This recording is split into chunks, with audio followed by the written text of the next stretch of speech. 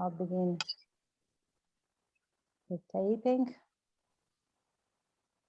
It's so lovely to see so many people that were MAP students in the last 10 years and the ones that are students this year, but also people from around the world that I appreciate choosing and taking the time to be here today, listening to dear Ryan Niemic, that all of us know from the work on the VA Institute on character, but also on the amazing books from the ones linked with the cinema and character strengths, which I love. But also others that are, your way of bringing us all the amazing research that you've been doing and your own reflection about character strengths. So it's really a privilege and a joy to have you here with us. I will just give a brief introduction. Dr. Ryan Niemic is, as I was saying, a leader international figure in education and research and practice of character strengths. He's the education director of the very well-known VA Institute on Character. That, as you know, it's a non-profit organization that has been leading in the last years the global advancement of the science of character strengths, which is a part of the positive psychology movement. Dr. Ryan is an award-winning psychologist. He's also a certified coach. He's an instructor every year at University of Pennsylvania, where, as you know, was created and is delivered every year for more than 10 years now, the first MAP program, Master of Applied Positive Psychology, coordinated by Martin Seligman, and also with James Pawelski on the team. He's the author of 11 books. Amazing, right? 11 books. Around 100, more than 100 academic papers, 100 user-friendly articles, which I was commenting actually because of the last one that was, it is for me an amazing way of bringing character strengths through a personal story lived recently during this month. His books include the best-selling consumer book, The Power of Character Strengths, a book on stress, which is a workbook titled The Strengths-Based Workbook for Stress Relief, and the 2020 workbook, The Positivity Workbook for Teens, which is very, very rich on strategies to work with the younger generation. And also, as I was saying, the Positive Psychology at the Movies series, which I really love. He's also the author of the 2 leading practitioner-focused books on positive psychology. One is titled Character Strengths Intervention, and the other Mindfulness and Character Strengths, which also has been a fascinating joint venture, bringing these 2 important domains of research and practice. This book on mindfulness and character strengths contains the evidence-based program that Dr. Ryan founded. It's called Mindfulness-Based Strengths Practice, and that has been, delivered across the globe. And he also created the VIA's first character strength certification program in last year. He has been researching mainly, of course, on character strengths and mindfulness-based strengths practices, but also in peace psychology. That's why it's so special to have him here today in a project and a webinar that is led by the UNESCO Chair on Education for Global Peace Sustainability from Lisbon University, and also from our MAP program at Lisbon University. But also he has been working and studying on spirituality, disability, and positive health. So the horizons are very broad and amazingly rich. Dr. Ryan has also been interviewed by a number of luminaries, including the very well-known, world-known Larry King in 2020.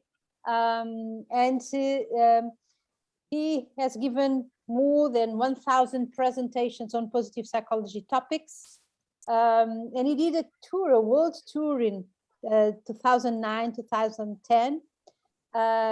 He has a TEDx talk that was delivered in 2017. He did a speaking tour of Australia, a keynote at Harvard conference, and many invited keynotes and workshops across the globe. We have been working together at the International Positive Psychology Association, where he's a fellow, and also serves, as I do, on their Council of Advisors. And he's the co-founder of a very fascinating and new project of IPA, which is the Spirituality and Meaning Division, which I really endorse, that is doing already a fascinating work. Dr. Ryan lives in Cincinnati. He has 3 young children, energetic and joyful, and he lives there with his wife also. He tells us that his highest strengths are hope, love, honesty, fairness, spirituality, curiosity, and appreciation of beauty.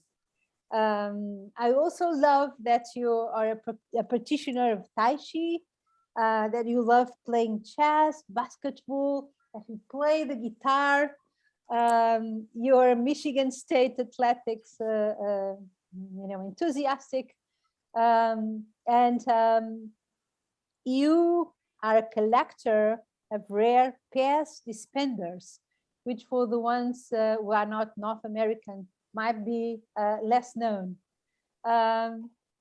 So after presenting you with this fascinating curriculum, I really give you the floor and thank you deeply for accepting to be part of this webinar, which is an open class of our MAP program.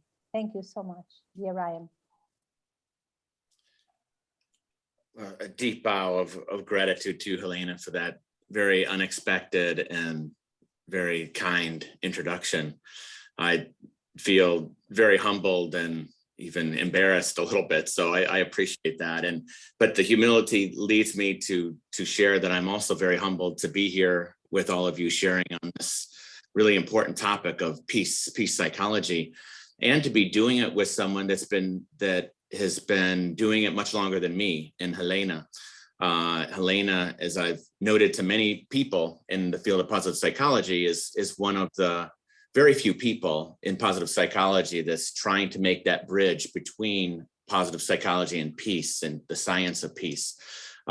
There's unfortunately in our field very few people doing this work, which is one of the reasons why Helena and I talk and collaborate and are trying to promote this science and practice of peace. And so I'm also grateful to be here with all of you. It's wonderful to see friends here from VIA and mindfulness-based strengths practice certification members, and then so many new friends that I don't know yet from Portugal and from other places around the world.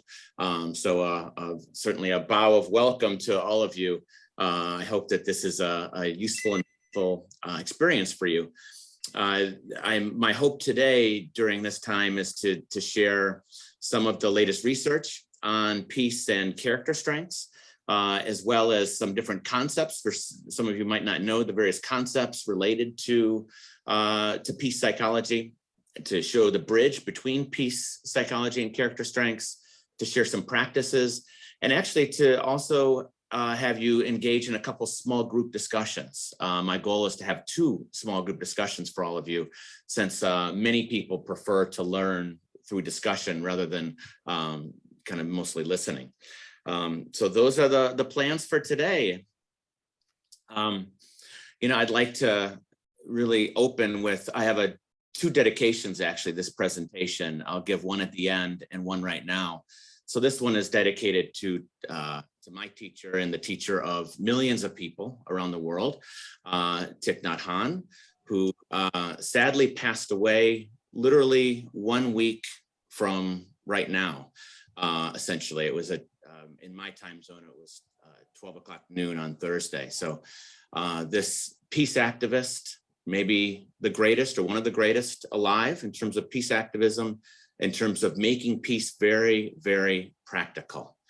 And certainly so much wisdom and inspiration for me and for so many people on that. He was nominated for the Nobel Peace Prize by Martin Luther King Jr.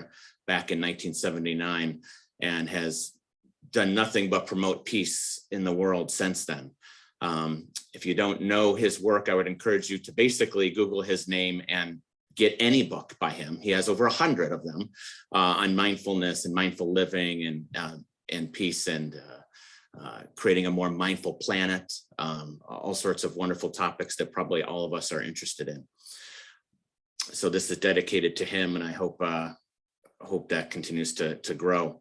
One of his wonderful quotes that we can all live by is he encouraged everybody to think that our own life has to be our message. We can do all sorts of things to try to promote good things, and we can say lots of stuff, but really it's how do we live our life? If we want to create a better, healthier planet, a sustainable planet, if we want to create more peace in the world, if we want to live from a perspective of character strengths, a perspective of mindfulness, positive relationships, healthy living, all of these things, it's our life that is the message. That's what we move forward with. And that's very inspiring for many reasons. One, it's very wise, I think, but also it's something that we have control over, right? We have more control over than we think. Our life can be the message, and we can live in a particular way that does promote these things that we're talking about. So you have some control over that. I have some control over that. And my hope here is that the character strengths, as we talk about them today, can be a big part of that as we start to think about how character strengths can really be the ingredients of that message for us. So a lot of what I have to talk about here today comes from a brand new publication on peace. This was just published in the journal Positive Psychology, kind of for a special issue dedicated to Marty Seligman on his 80th birthday. And so I decided for the invitation, decided to write on peace and to call for the field of positive psychology and related fields to look more deeply at peace from a scientific perspective and to bridge it with character strengths. And the bridge with character strengths is what's especially unique in that sense. So you can easily just Google my name and Pathways to Peace, and you'll immediately go to the abstract. And if you want the actual article, then feel free, the PDF to it, just feel free to email me or Helena, and we're happy to send that to you. So, so that's where a lot of this comes from. Now, I do feel compelled to give just to make sure everyone's on the same page, a very small primer on character strengths and a very small primer on peace before we get into the bridging and the connecting and our small group work. So this work with character strengths, when I say character strengths, I'm talking about the VIA classification of 24 character strengths that have been found to be, as far as we can tell, in all human beings. And that's the result of cross-cultural work, researchers traveling to the most remote areas on the planet, surveying the great virtue texts and strength texts dating back 2,600 years, surveying people across all the continents on the planet, and decades of science and work and discussions and collaborations. And so these are the 24 character strengths, not simply words out of the blue, but 24 qualities that you have, that I have, that we can express in our life to create more peace, to create more engagement at work, to create more family harmony, and so on. So we think of this as a common language of strengths, but I also see it as a language of peace, that these are the ingredients of peace, many of the ingredients of peace, and we'll say more about that later. Also on this character strengths front, probably everybody here has taken the VIA survey, which is the psychometrically valid measurement tool that measures these 24 character strengths. It's been taken by people in every country around the world, and it's been taken by over 17, 18 million people, and it's taken by somebody every 10 seconds of every minute of every day.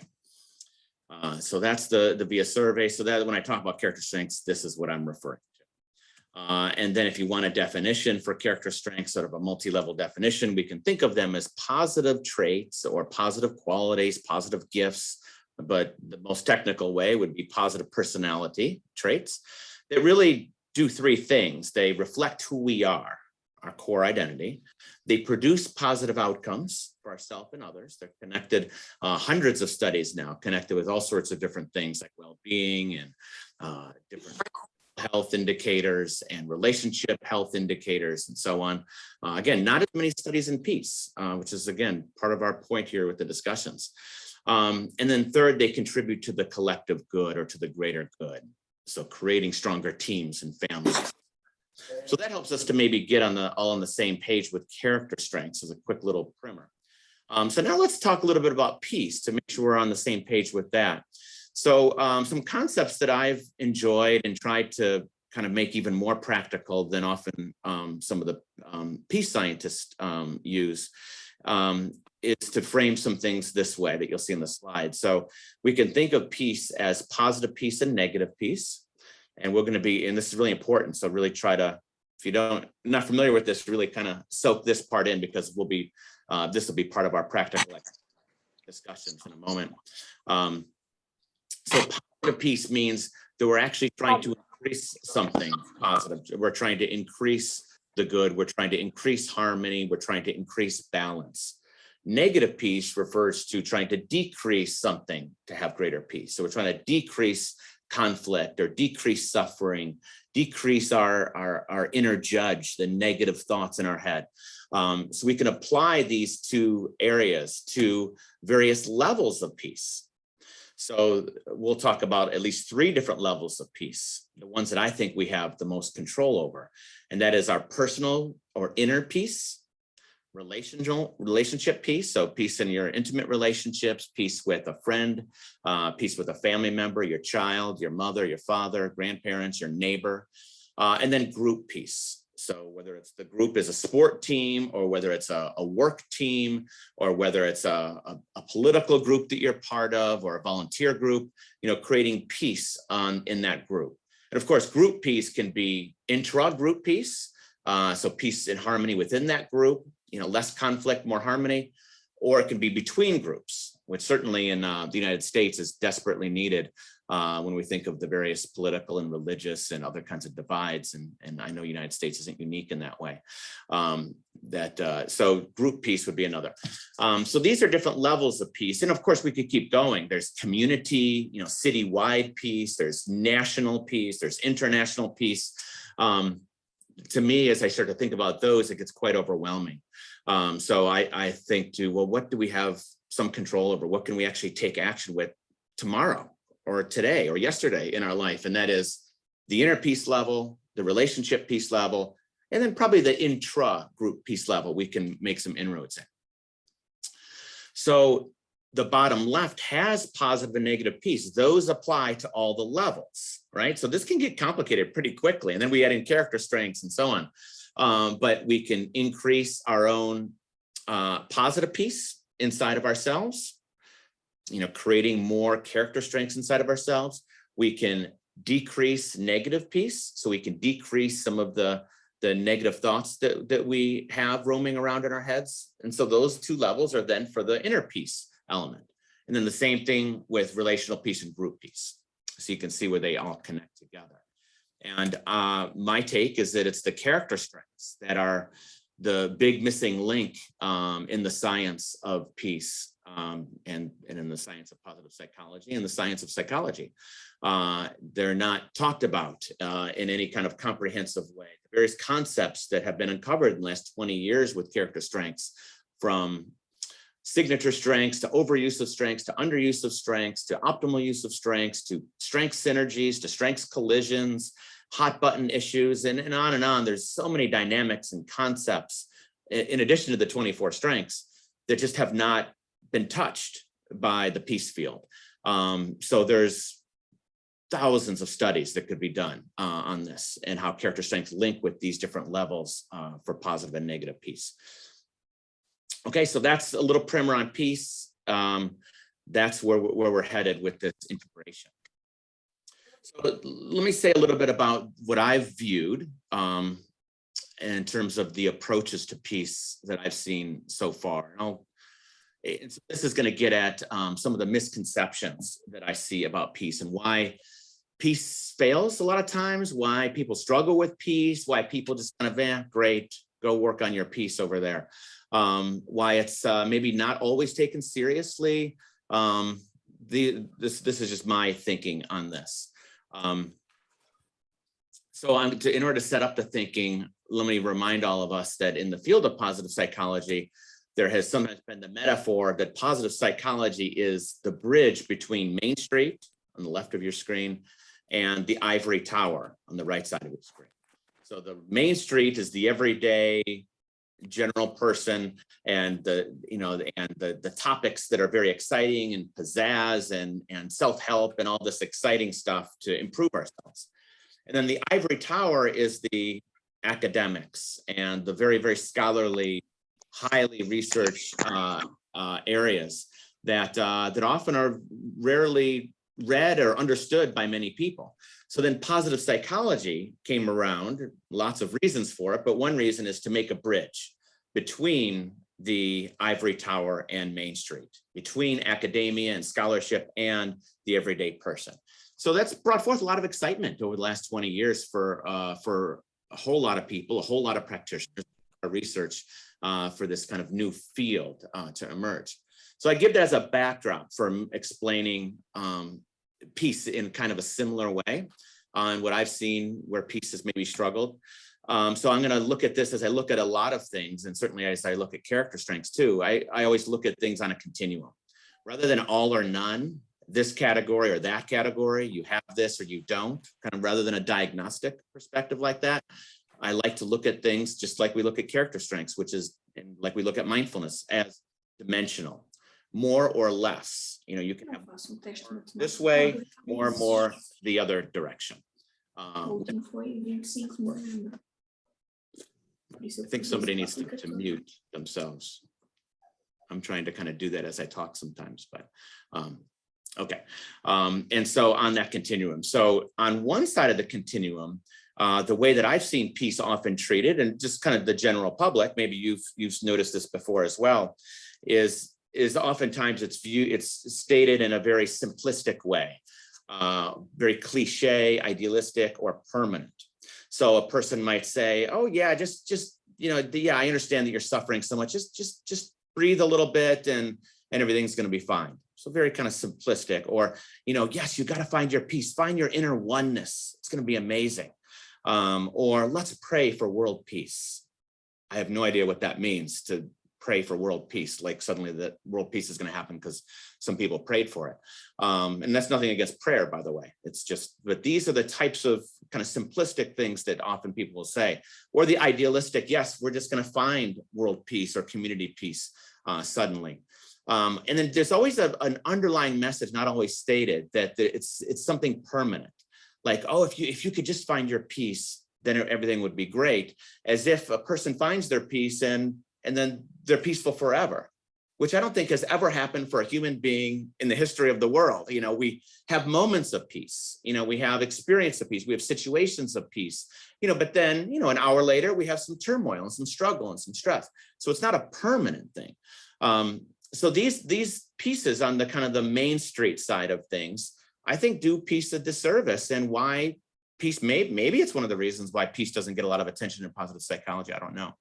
But let's look at the other side too. So then on the other side, we have this ivory tower academia piece, where peace, when I've looked at the research on peace and some of these peace psychology studies, I mean, you can't make heads or tails of what the researchers are saying. It's as if I'm reading a language I don't know.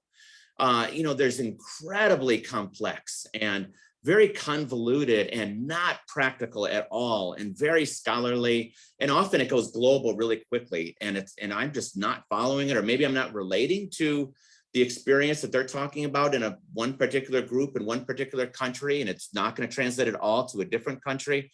You know, feels very amorphous. And I do understand that peace is so complex. That is true, that there's political issues, at least when we think of international peace. There's political issues, there's religious issues, there's significant economic issues, there's historical issues, there's conflict issues, there's violence issues.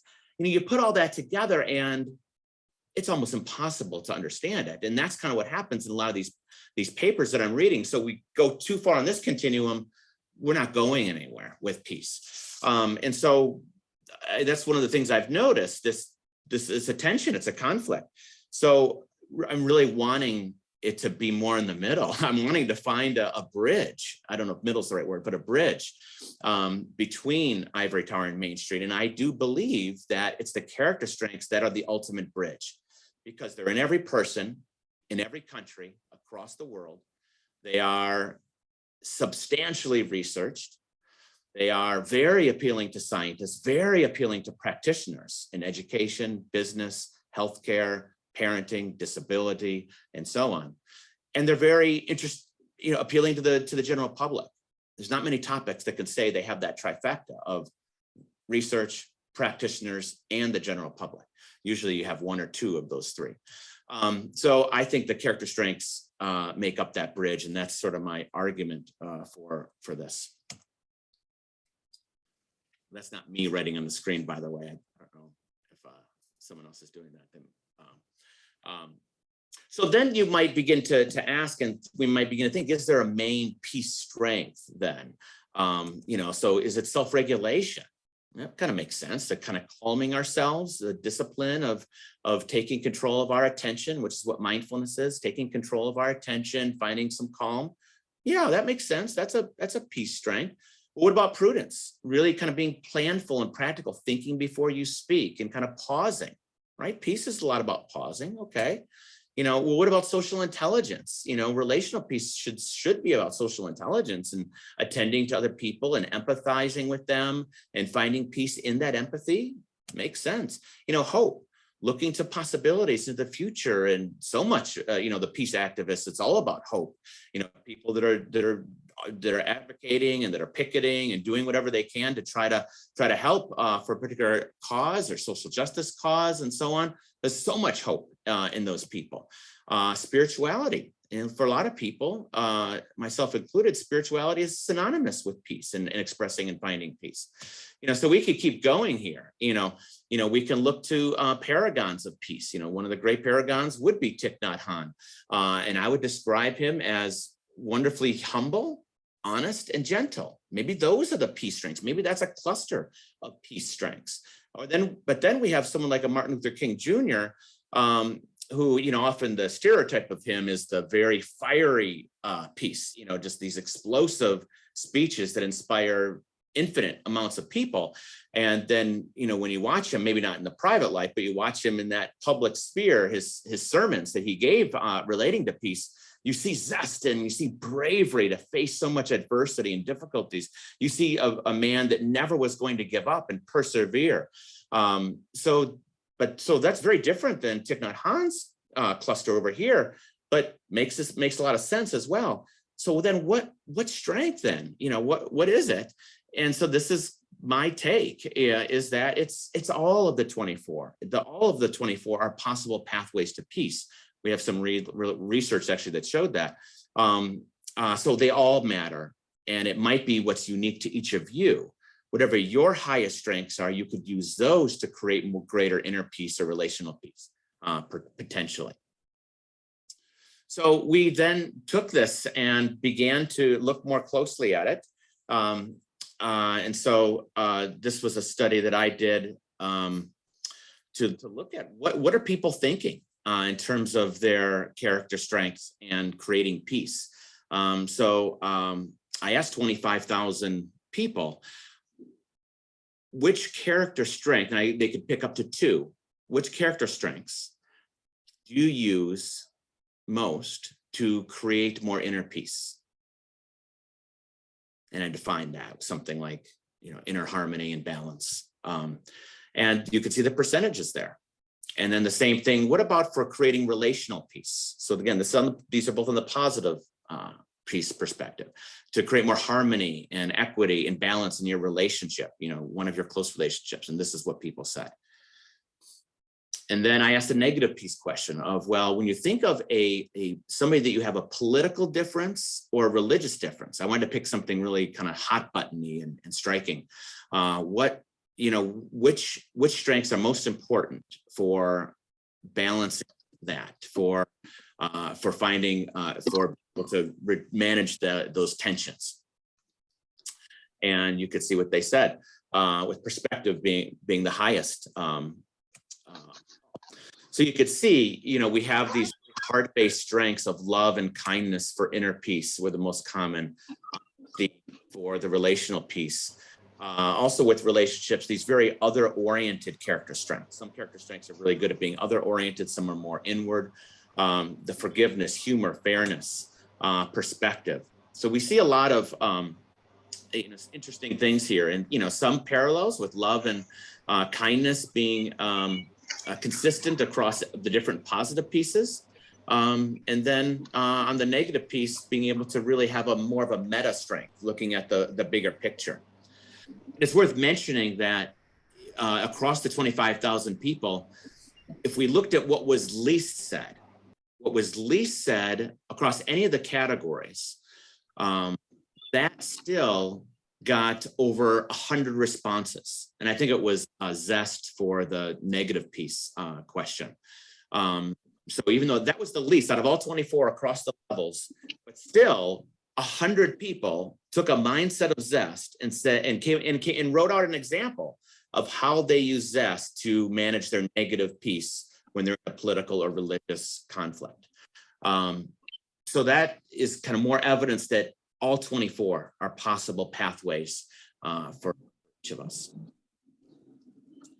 I also then led a pilot group of about 50 people where we went on a 5-week journey with peace and character strengths, and they shared various practices and what they found helpful. One thing that they did report that I observed across the group was that they were able to target these strengths that you see on the screen, like these ones with the higher percentages, to create more peace in their relationships and in themselves and in their groups. So that was sort of a viability test to see if this made sense, beyond these percentages. Did it actually make sense in the real world? And across this pilot group of weeks, it did seem to show that. So let me say something else about inner peace. One of the a famous Ralph Waldo Emerson quote that I'll substitute the word peace for, I think is useful as we look at inner peace, and that is, although I search the world over for peace, I find it within, or I find it not. So again, it's me substituting in the word peace. Although I may search the world over for peace, I find it within, or I find it not. In his quote, it was beauty, but I think it applies even better for peace. So it all starts with peace, as Thich Nhat Hanh and many other wise figures would say. We've then moved on to a second study, an inner peace study that I'm privileged to collaborate with Labna Sheriff and Valerie Wood from Royal Military College of Canada and Queen's University in Canada. So this study is not published yet. Hopefully it will be soon. But 1,000 people, when we looked at inner peace, and we used a couple different measures, harmony and life scale and a serenity scale. We could have used other scales like the peace of mind scale and the equanimity scale. There's a couple others, but we chose what we thought was best. And so without going into too many details, I'll just say that the primary pathways for inner peace, hope is sort of the winner far and above everything else, the character strength of hope for creating more inner peace. It was very strong for both serenity and harmony in life. Zest and gratitude were also quite strong. So we think of those, and again, this is just one study, happens to be a lot of people, but one study. So, it needs to be replicated and looked at by other people as well. So we can tentatively say these might be some initial thoughts on some primary character strengths for inner peace. And then forgiveness and spirituality each link strongly with one of the different measures. So we think of these as secondary possible strengths for inner peace. Kindness and judgment, interestingly, had a negative relationship, which if we think about it, it actually makes sense, because somebody that's always other-oriented, give in terms of kindness to other people, always focused on others, they might not be focusing very much on themselves. So they're overusing their kindness and not attending to themselves as much. So that made sense. And then the other strength there of judgment, of course, that can be a strength that we can also overuse if we're critical or negative.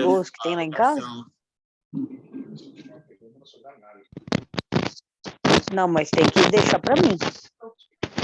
Is there a way to mute everybody? I'm trying. I'm not sure, but I'll do my best to mute them, please. Sorry. Okay. Thank you. So those are strengths that we might be thinking of as the overuse of overusing kindness and judgment certainly could be seem to be important factors here with inner peace. So some of us, it might be to manage kindness, to maybe to turn it inward more, to manage the overplay of judgment. So again, these are preliminary. They're not causal relationships.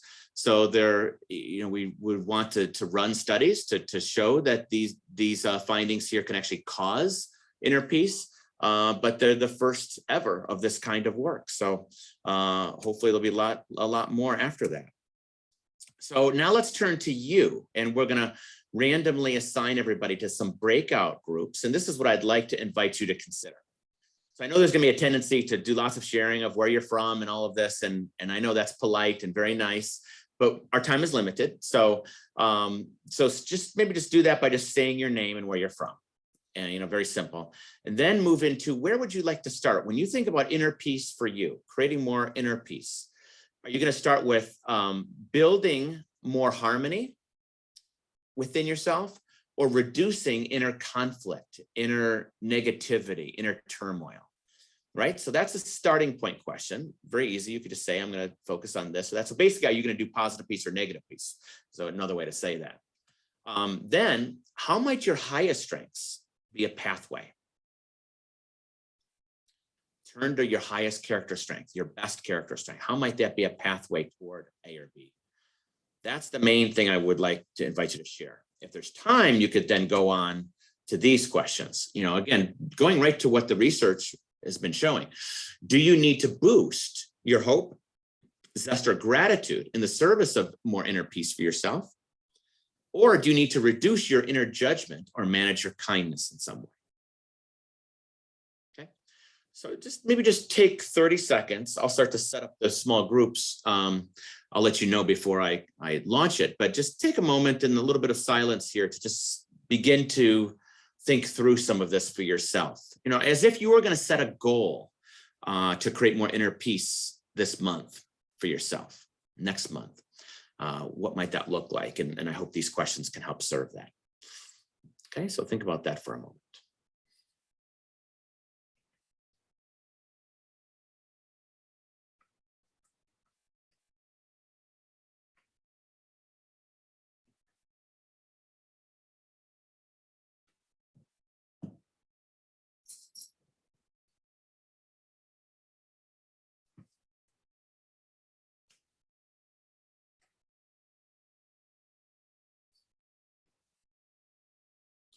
Okay, so we'll have about, we're not going to take a lot of time. It'll take maybe just 5 minutes or so. You can hear from a couple people in your group. We'll have 4 to 5 people in each group. And take these questions with you. You won't be able to see this slide anymore once you get in the group. So again, are you starting with positive piece or negative piece? And then which of your character strengths might help you? And then some of those other questions. Okay, so you'll see on your screen the opportunity to accept going into a breakout room. And so to click to accept that. And then please dive right in. Here we go.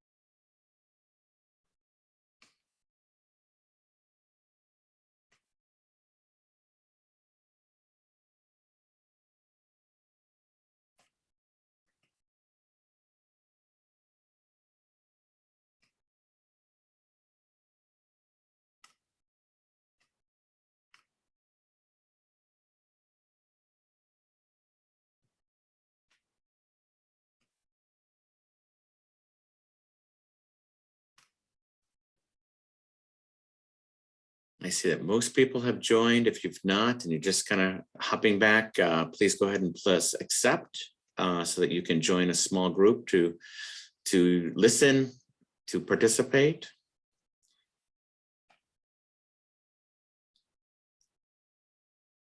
Yeah, I can integrate a group, yes.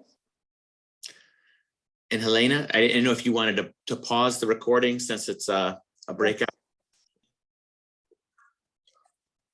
Okay, we are all back. Lots of excitement going on, everybody, in the small groups here. We're going to go ahead. We're not going to debrief that. It would be wonderful to hear what happened in each of your small groups. But for time, we'll keep plugging along here. I want to also just give a little update on the time. I didn't say that at the very beginning, that this will go a little bit beyond an hour. We didn't set an exact time for it. So I'm thinking probably an hour and 15 minutes or so, so another, maybe even a little bit more than that. So obviously we understand if you need to leave in about 6 minutes. But I would really like everybody, those that can stay, to engage in another breakout group in a little bit. So those that would like that opportunity, then please stay for a bit past the hour. Okay, so in other words, it's a way of saying I'm not going to be too rigid on time when it comes to this. So too important of a topic to be rigid with. So let's move to a couple other things. I'd like to do a brief experiential activity to sort of close off the inner piece, not really close it, but to just press a pause on the inner piece element before we go to relational piece. And I want to offer this strategy or meditation for all of us. Those of you that have taken mindfulness-based strengths practice with me and are part of the certification piece, you know that I'm a big fan of brief meditations that we can integrate very easily into our daily life, into our stresses, into the craziness that COVID has brought us, into the busyness of our lives, so the work environment and so on. So I created this meditation on peace. And this is what we'll do, and then I'll lead us through it. So very briefly, 4 steps. The first step is to pause, to breathe. So it's a way of kind of pausing, or at least settling down our autopilot mind, our busy mind, our mind wandering, our distractedness, all those normal parts of our mind, and to pause some of that chaos that can happen, to breathe in and out. And then what we'll do is we'll locate peace somewhere in our body. By peace, calmness or harmony. Rather than just kind of all or none saying, yep, I'm at peace, or nope, I'm in total turmoil. It's not like that in reality. There's parts of our body that maybe feel at peace, parts of our mind that feel at peace, and parts that maybe feel less than, gradations in a dimensional more or less perspective. So I'll encourage us to find peace somewhere in our bodies, even though you might be miserable right now. You might be very sad.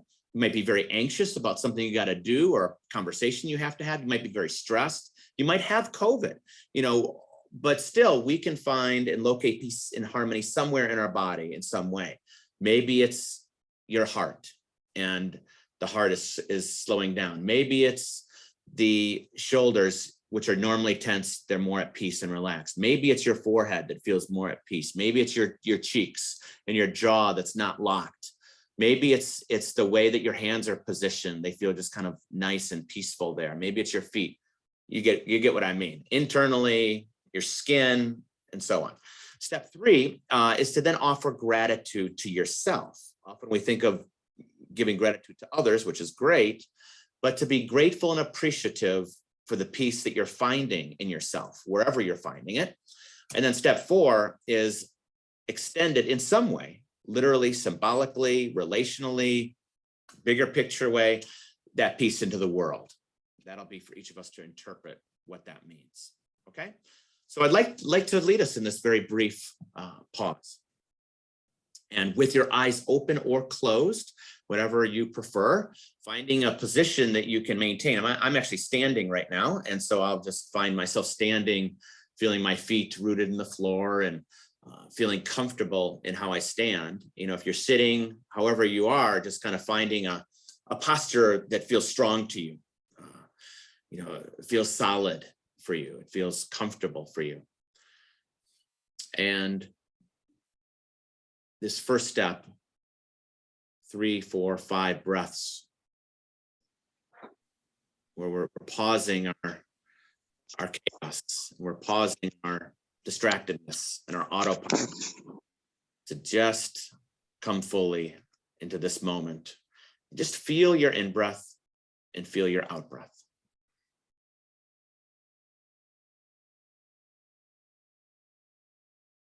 When you're breathing in, you're aware,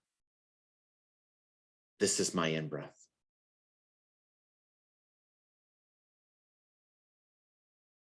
When you're breathing out, you're aware, this right here is my out-breath.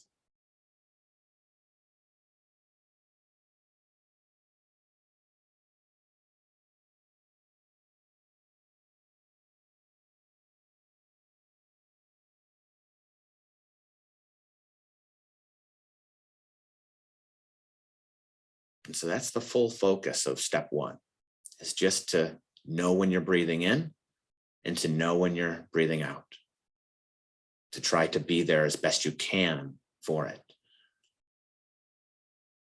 And so now that you've just sort of settled a little bit, cleared some of the autopilot and distractedness that's part of every human mind, now take a moment to locate peace in your body. This might take some time for some people, and it might not happen in the first experience. For others, it will be very obvious and very quick. And again, rather than just saying my whole body's at peace, or my whole body is absolutely awful and stressed, go into the details. Find one spot within that is calm, harmonious, settled, grounded, balanced. And just breathe with that part. It might be your toes. You're very happy with the shoes around your feet. It might be your exhale. It might be the back of your head. It might be your eyes and how they feel settled, being closed. It might be your stomach because your breath is peacefully reaching down to the stomach. So whatever you choose, sit with it and breathe with it. That kind of melds into the third step here of gratitude toward that peaceful part of you. So see if you can extend gratitude to yourself for that balance or calm or peaceful part.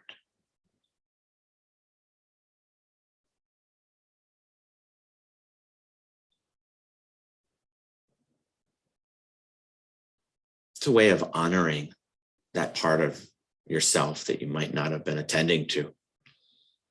That part of yourself is part of your body is doing the best it can.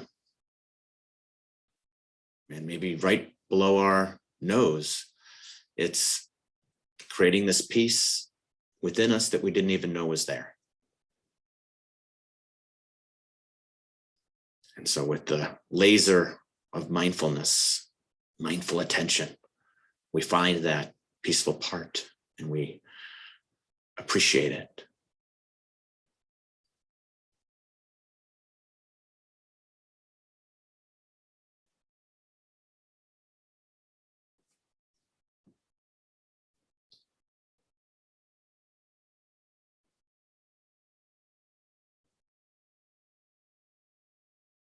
And then from that place of peace, that place of balance and calm, that place of appreciation, see about extending that outside of yourself into the world in some way. Maybe it's a positive thought putting out into the world. Maybe it's a statement, a sentence. Maybe it's a plan to do something peaceful and thoughtful to somebody else. A plan to create more harmony in one of your relationships. A plan to make more commitment to the earth or one of the groups you're part of. But somehow, in your own way, no way is too small. In your own way, extend this peace that you have found in yourself outwardly.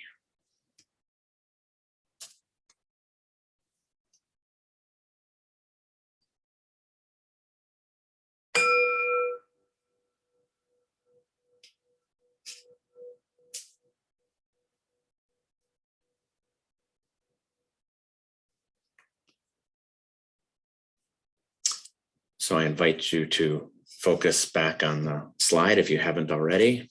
And I invite you to hopefully take that practice with you. Obviously, I didn't really time it, but maybe it was 3 minutes or something. Maybe it's a little bit longer, but make it into 1 minute, make it into 30 seconds, find a way to make it work for you in your life. And that way you'll be carrying peace with you, noticing the peace that you're carrying and extending that out toward more people. So if we move into relational peace, and by relational peace, I'm thinking of that any kind of dyad. So between two partners, married, cohabitating partners, between two friends, between two neighbors, that's what I'm thinking of with relational peace, as opposed to one person among many, which is more group peace, right? Intra-group peace or inter-group peace. So relational peace, one-on-one. Now, you can see the citation here from some Scandinavian researchers that just came out a few months ago on relational peace and really trying to operationalize what does this mean? And they defined it as peace between two people that's deliberate, non-dominating, cooperative, and that is about recognizing, in other words, in our character strength lingo, seeing other people, seeing who they are. So it's about recognizing and trusting mutually. So that's how they define it. And it's a very scholarly, in-depth piece. I tried to just quick little 2-sentence summary there. We are my colleagues from Canada that I was mentioning before are working on a measure, a test for relationship peace that reflects some of this research. I don't have anything to share with you yet, like I did with the inner peace stuff, but hopefully we'll connect again in a year or so, and we'll have relational peace data to share with you, or maybe catch us at a conference or via website or something, or just email me in a month. But that said, I want to offer some practical strategies with peace. And so those of you that have pretty much ever heard me present or read anything I've noted on character strengths, you know that I'm somebody that writes a lot about and talks a lot about strength spotting, because I believe that's the first step when it comes to the character strengths work, that we become good at spotting strengths in ourselves and in others, and that it's a skill that every person on the planet, regardless of ability level, can do. And so maybe it's not a surprise then that I would try to translate that into peace. And so what I'm calling peace spotting. So this is, I've never shared this before, so there's no research on this. But hopefully maybe there's somebody here that will try it out with their clients. And if you do, let me know. Maybe there's some people that will study it. But so here are the steps, and it's very much building off of the strength spotting, what we refer to in the courses as the C model with strength spotting, which is to spot, explain, and appreciate character strengths in one another. So if we adapt that to peace spotting, it would look like this, or this is one way to do it. So spot. So instead of, we're just doing peace spotting in ourselves. So now let's spot peace in other people. And this could be in Thich Nhat Hanh, Martin Luther King, the mayor of your city, or the president of your country. It could be the CEO of the business that you're part of. It could be a teacher. It could be a mother or father. It could be a friend, a neighbor, anybody. So look for peace in somebody and explain, ideally, I mean, you could of course journal this, but ideally with them, to describe what is their peaceful action or words or their demeanor. You know, how, in other words, how are you seeing the peace in them? So we're trying to kind of build up the fluency, the words and the understanding of how we're seeing peace alive in the world in another person. And again, lots of levels. Are we seeing it in action in some way? Are we seeing the harmony in their words? Or is it in how they carry themselves, their demeanor? Maybe it's all of them, or maybe it's just one of those things. So that's the E. And then the A is to appreciate. So if this is something verbal, you can express to them how you value their peace, just like we do with character strengths. We want to convey to people that we see their character strengths and how much that means to us, how it influences us, how it's helpful to us to see that person's bravery in action, or their hope in action, their humor and how it lightens the mood, or their creativity and how it helps the team. You know, we want to convey that appreciation to people, because then those people feel seen. And we know that in research that on appreciation, that one of the most effective drivers in companies is employees feeling appreciated. That's what's going to predict whether the employee will stay or not. And in one data set on flourishing, those employees that felt appreciated were 29 times more likely to be flourishing in their work than those very, very low and feeling appreciated at work. So we know the value of appreciation. We know the emerging science, which I won't go into right now, but the emerging science on character strengths appreciation, especially in relationships. So now let's bring it into the peace frame, where we express that we value this person for their peaceful demeanor, their words, their actions. And then for sure, character strengths are part of that. Character strengths are part of any action of peace, right? Any of the 24 are possible. Maybe it's the self-regulation of them. Maybe it's their prudence. Maybe it's their hope. Maybe it's their fiery zest. Maybe it's their brave peace. Maybe it's their persevering peace. Whatever it is, notice the character strengths that are linked as you appreciate. Okay, so those are some steps that you might play around with in your own life. Something that we can do really forever, in my opinion. Okay, so this sort of sets us up. I'm doing these still on relational peace and sharing some different things to kind of help us just to be thinking about peace on a relational level and expanding how we think about this work. And so this is more of a brainstorm that I did on different mindsets for peace. So this is not an empirically validated model. This is not something published in any article anywhere. This is just kind of my brainstorming, meandering around, thinking about, if we're really taking a mindset of peace. Part of this comes from the reality that the peace group, those people, that pilot group that I led with the 50 people over those 5 weeks, those individuals coming from all sorts of walks of life, from probably 20, 30 different countries, they were able to change aspects of their life because of peace and character strengths being part of that. I should say they were able to change parts of life because they were using character strengths for peace. And what I observed, one of the meta kind of approaches that I observed in the group was that people, how were they doing that? What were they doing? They were creating a mindset of peace for themselves. They were putting peace into their routines of life. They were prioritizing peace. Oftentimes people would use that word, when they were practicing peace, that it was their intention. They set the intention to be peaceful or to have more harmony in their relationship or in their group. They were, in other words, prioritizing it. By the way, that's another study that somebody could do, is a scale on prioritizing peace. There's actually a wonderful measure on prioritizing meaning. There's another measure on prioritizing happiness. We've dabbled with a measure on prioritizing strengths, by prioritizing peace, I think. So anyway, so I think prioritizing peace has a lot to do with then having that peace mind. Started to weave out, well, what are some of those mindsets? And I went to the via classification model, I guess I started with the peace mindsets and then corresponded it with the VIA model, and found that it corresponded really well.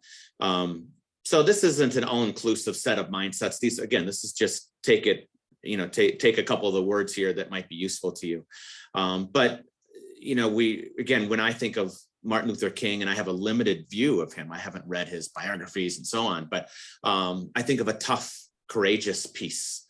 Being strong in the face of adversity. When I think of Thich Nhat Hanh and how he's a paragon of peace, I think of a gentle peace, being very caring and always very positive.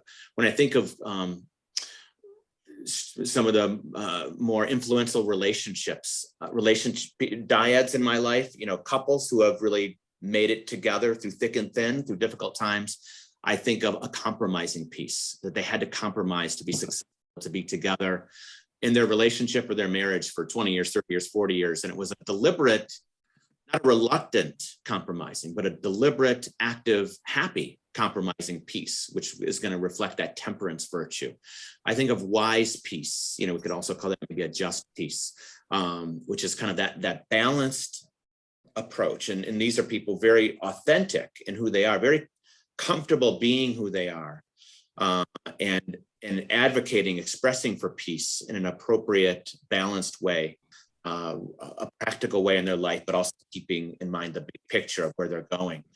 And then there's a transcendent peace, people that connect outside of themselves to the larger world and trying to do those good things for social justice or for the environment or creating a more peaceful spiritual place. So I offer this slide on mindsets to help us just as we're thinking about our relationships and our relational peace, because it would be interesting to see for yourself, I think, as it is for me, where are you strong with the peace mindsets? What's your strongest mindset? Is it that and what's your natural mindset? Do you tend to just gravitate toward a gentle peace? Could you have some work to be done on a compromising peace? So be thinking about these mindsets as you think about the different relationships. And some relationships are going to require you to be more in that tough peace space, right? Maybe you have a child who suffers from a bad addiction to drugs or alcohol, and you have to have a tough peace.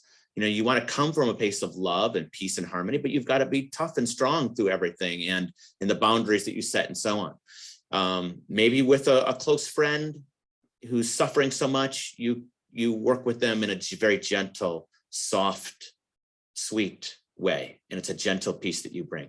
So we can occupy different mindsets with different people, and that's where our wisdom comes in of how to do that. Okay, so that leads us to a small group, a second group activity. We'll be breaking you up into different groups this time. So therefore you can say your name and where you're from. And then to start it off, choose one of your close relationships. Maybe it's your intimate partner. Maybe it's a close friend. Maybe it's a neighbor. Maybe it's your boss. Maybe it's an enemy that you have, so maybe it's, the person's an enemy, but you're still pretty close to them. So you kind of decide on that. And then choose a starting point. Are you going to focus more on the positive piece? Where you're going to try to build harmony in some way with them? Or are you going to focus more on the negative piece side? You want to just focus on reducing conflict, reducing tension with them. So then the most exploratory questions, then how might you use one of your highest strengths to help you to build harmony or to reduce tension? And then, I'm always very practical. So what's one step you can do today or tomorrow to move forward? And it could be this big. It could be very small. It could be one sentence that you say to them, one email you type to that person, one meditation, a loving kindness meditation you do on their behalf, something to just move it forward rather than being stuck in your head or stuck in an idea, but to actually move it into action. Okay, so those are the steps that I would encourage you to do. Like last time, just so you have time to reflect and think, let's take 30 seconds to a minute in silence to just think about where we're going to go with this. And again, if you were to set a goal for yourself, this could be a way of setting that particular goal for improving one of your relationships.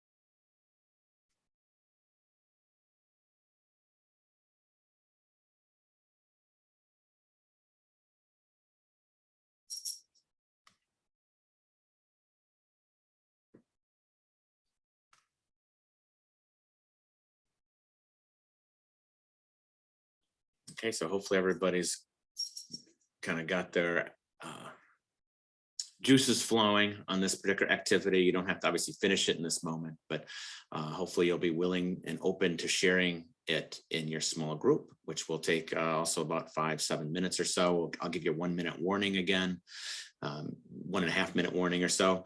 And I'm opening up the rooms now, so please accept the invitation.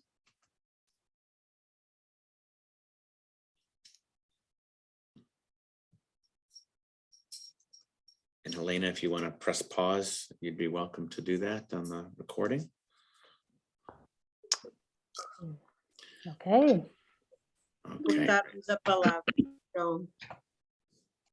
Okay. Thanks, Helena. And thank you, everybody. So lots of great discussions going on in the groups. We're not tackling intra-group piece and inter-group piece, but I hope that some of the things that we've talked about today will translate for some of you to those areas, and that you can expand the idea of using character strengths as pathways to creating more peace in the different groups that you're part of. And that it probably starts strongest with our relationships and peace, and then expand into those groups. And we're that much more savvy, because with groups, things get so complicated with all the dynamics and people's preferences and different beliefs and so on. Things get quite complex. So if we're very solid and strong inner peace and have made progress on our relationship piece, we have a better chance with our group piece. And then maybe, who knows, maybe then we could start to tackle some of those issues like community and global peace and so on. But at least for me, my mind's just not going. That's a little bit beyond what I can handle. But I want us, as we move toward a closing, and we'll have some time for a couple questions, it's just to give us a call to action, right? You can't have a peace talk without some kind of call to action. So keeping it fairly brief, obviously a takeaway is to use our character strengths in various ways for inner and relational peace. And I hope that you're taking away the idea that there's at least two major pathways to do that. One major pathway is the pathway of your highest strengths, which we call signature strengths.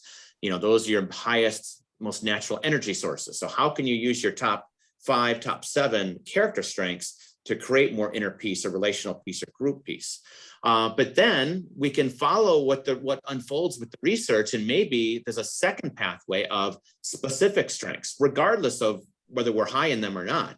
And so, as we're saying, from the early research with people, other people around the world are commonly reporting that if we're trying to manage a political or religious divide, to reduce conflict, using the character strength of perspective might be your best bet. That's what some of that research was starting to show, and you could see the other strengths after that. And then with the inner peace, clearly hope seems to be the runaway front runner in terms of importance, in terms of developing more hope for creating inner peace.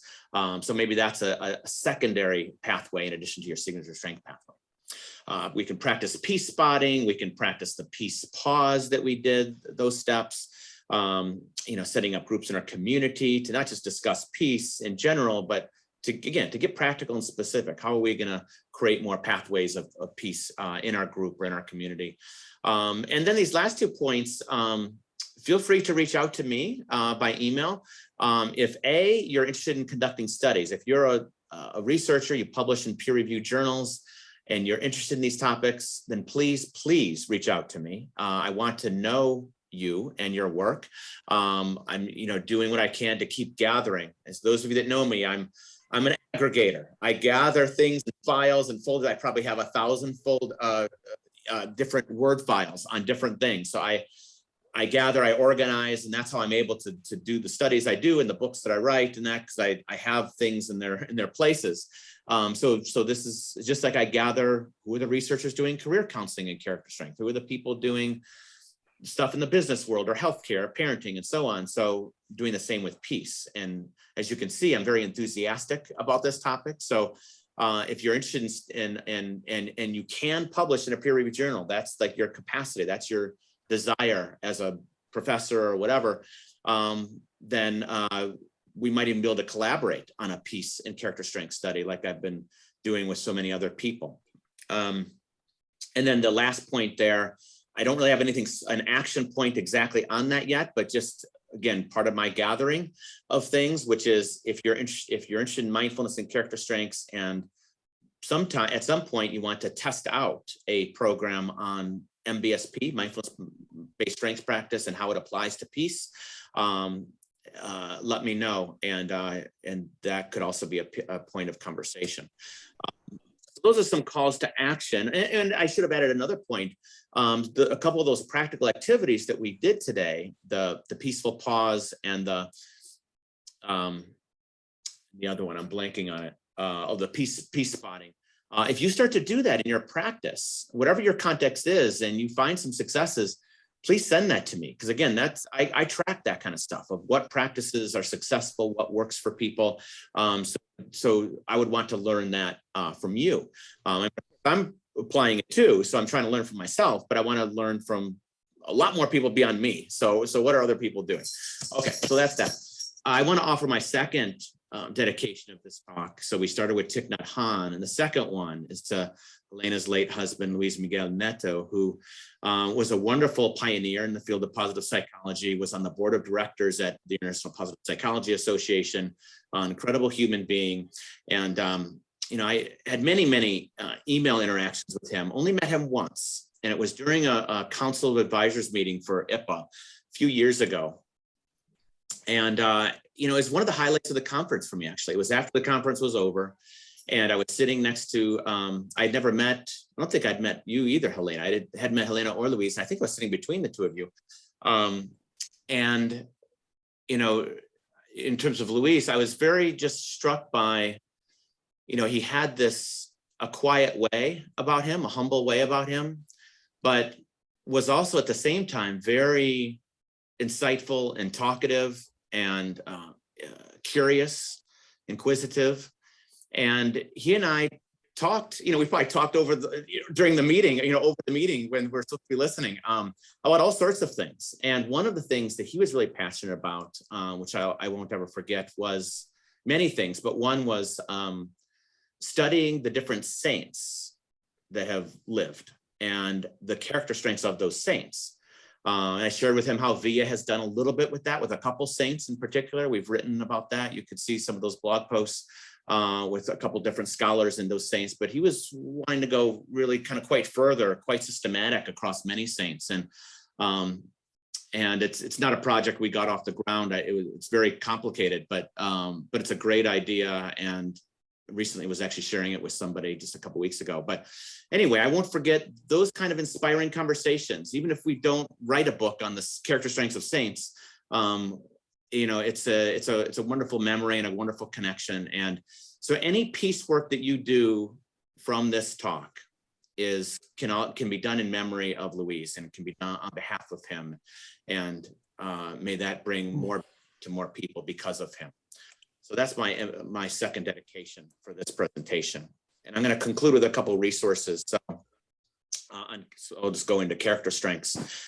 Since, you know, we don't have a lot on character strengths and peace, I can't give you lots of slides on resources for that. Hopefully, again, come back in 2 years and hopefully we'll have a lot of that. But the main resource on character strengths is clearly the viacharacter.org site. It's the main place in the world to take the VIA survey, to learn about the 24 strengths.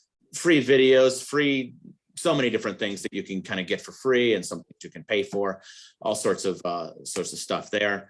If you're interested in any of the books, these are the main books written on character strengths, at least that I've written. On the left side are books for professionals. On the right side are some trade books for the general public. If you want just one recommendation on each side, I would encourage you to get the Character Strengths Interventions book for practitioners. I tried to put everything that we as a field know about character strengths into that book. And then if you, on the general public side, it would be The Power of Character Strengths. That's the what, why, and how of each of the 24 strengths, and a number of hundreds of practical activities. And then there's a Strength Builder 4-week program that's outlined in that, which I think could be applied and adapted for peace, by the way. If there's, again, people looking for research projects, that would be another one. That said, people don't usually ask me this question, but they say, what's your favorite book that you've written? It's not those two. My favorite book by far is the Mindfulness and Character Strengths book, the orange one there. So that's my great passion and love. And there will be a new edition of that book coming out in about a year. We don't have an exact timeline, but it's going to actually be accompanied with a workbook. So you'll have the practitioner book and the workbook. Not an exact timeline, but it's in progress and arranged with the publisher. So, you know, if you're very eager and you're impatient, then you could get that book now. But otherwise, you could wait for the new edition. So that's that. And on that book, I wanted to say something relating to peace with this. So these are the eight sessions of MBSP, which is the evidence-based program that's outlined in this book. So MBSP is mindfulness-based strengths practice, bringing the best of science and practice of mindfulness with the best science and practice of character strengths.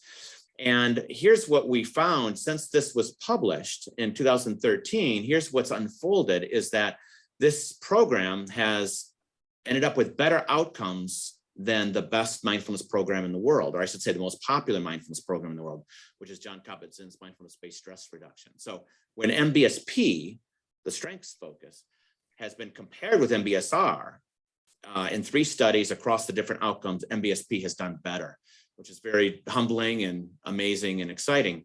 MBSP is the first positive-oriented mindfulness program, but it's very much, by the way, don't get fooled. It's very much about handling adversity and suffering. It's not just, we just talk about strengths and we're all going to be happy. We do that, but then we also talk about how do we use strengths with our suffering, with our problems, with our relationships. How do we turn to what's best in us to do that? It just takes a strength lens as the beginning, rather than the beginning of the mindfulness program, like 99% of mindfulness programs start with a problem.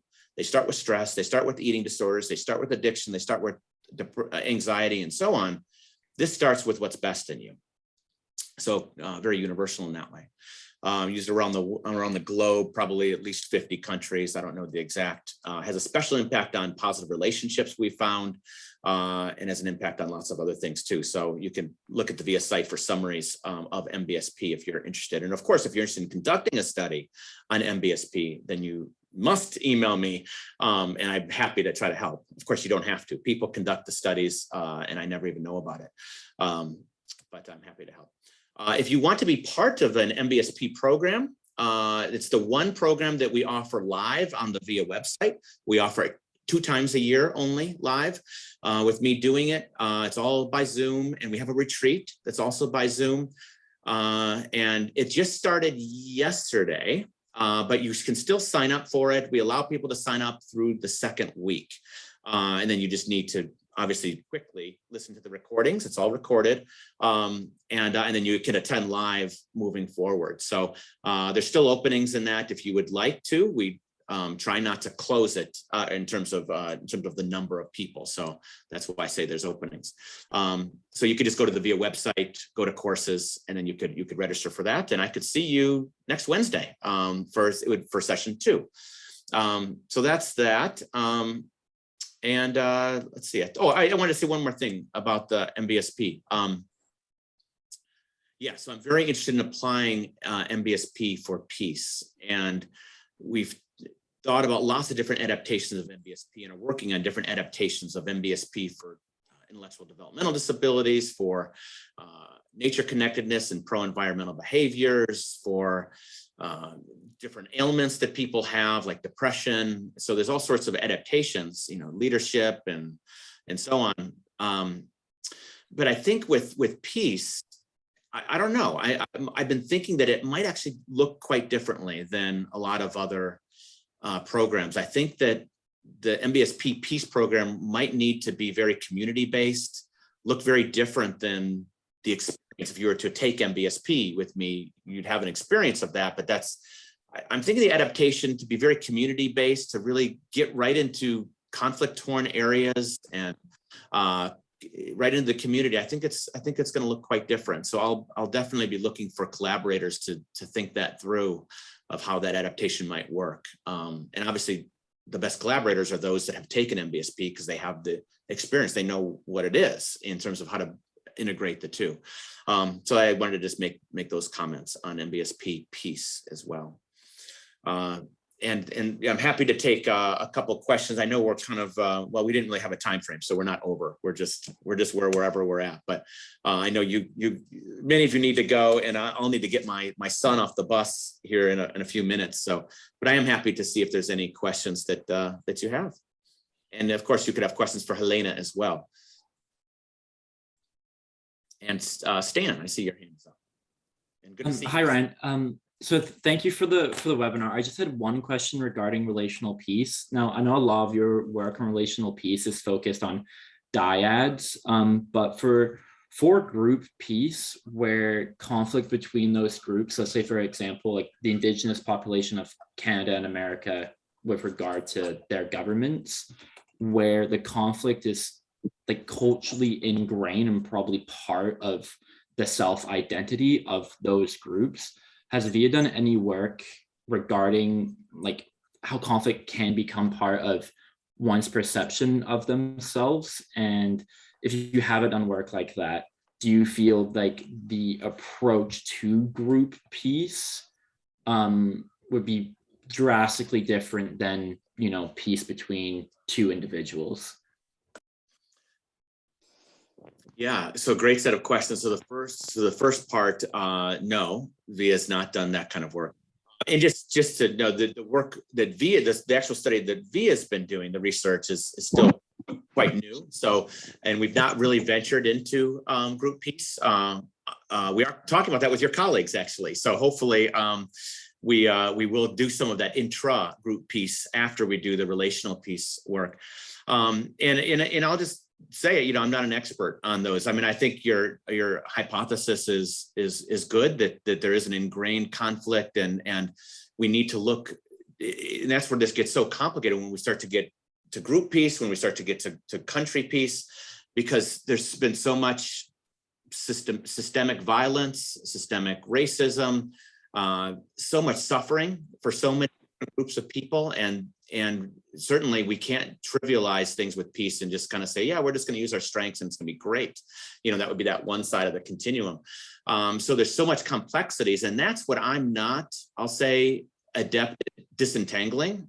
Maybe, I don't know if there are people that are good at disentangling that, but to disentangle or to work with all the differences in economic stuff, history, conflict, violence, political, religious. It gets so mind-boggling, my head starts to hurt. So I keep looking for what could be the, I don't know if it's the lowest common denominator, or what's the universal elements that could be done to try to help in different situations with different people in different countries. And we know character strengths are universal. So what role might they have when we accentuate and amplify them? We know mindfulness is really important. What role might that be if we amplify mindfulness? And then we'll learn, probably I'd imagine on the group level and national level, community groups that have been perpetrated against. I imagine there's going to be a lot of testing things out, with them in the field, and then failing, and then testing out again and failing, and keep learning as we go. So that's my complete non-expert opinion, and I certainly would welcome other people to share on that. I mean, we're not really in the forum for that, but maybe you could email me, and then I could weave in Stan, because I have your email, Stan. We could email. Yeah, no problem. And I guess like referencing the universality of character strengths kind of suggests, well, why wouldn't it work for groups? So thank you, Ryan. Yeah, well, why wouldn't it be part of the conversation in some way? Like, the fairness strength and the courage strength, quite different, applied to ourselves internally versus with me and my wife, versus with a group, versus with somebody that has a diametrically opposed belief system than me, versus somebody who's been historically cast aside, whereas I haven't been, and that person has been. So I think all the strengths would manifest differently, but they'd still be there and applicable in my estimation. So thank you for that. Yeah, real thoughtful question and thoughtful thing to be grappling with, Stan. Thank you. Everyone, Stan interviewed me a while ago for his university, so I know Stan that way, and I know him to be very thoughtful and provocative and challenging with his questions. So that's the same way I find that question. So, okay, any other questions that people have? Of course, feel free to email me, or do you have any questions for Helena about some of the work that she's been doing with Peace? You can feel free to ask those now. I think some people might just be eager to get to sleep, so that's okay.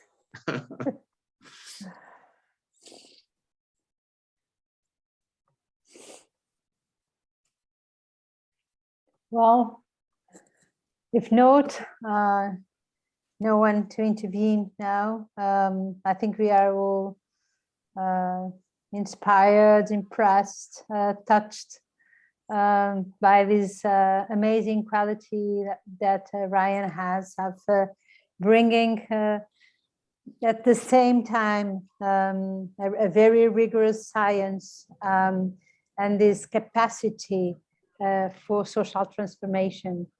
Having both at the same time, it's not very easy and common at the academia. So for me, it's always touching, and I really appreciate that. For all of you that have chosen to spend this end of a Thursday with us, thank you for being interested in this connection between character strengths and peace. And I'm sure we're going to keep being fabulous ambassadors of this quality of humanity, which is to live in harmony with ourselves, with others, with the planet. Ryan, a special, very special word of gratitude. It was an amazing webinar. All the messages that we have been receiving on the chat are clearly expressing how amazing it was. And I'm sure we will keep working together to make this connection that we both believe is so relevant and so exciting. So to you, Ryan, my bow. To all of you, thank you for continue this work wherever you're going to take it into your lives. See you soon. Continue this peace journey. Bye-bye. Bye-bye. Thank you. you. Bye-bye. It's amazing. Thank you. Thank you. Thank you so much. Deus, Bye. you, guys. Adeus. No. obrigada. Obrigada. Obrigado. Adeus. Thank you. Agradecido, juventude. Sempre o Sérgio bem disposto. Wonderful. Maravilhoso. Thank you. Bye-bye.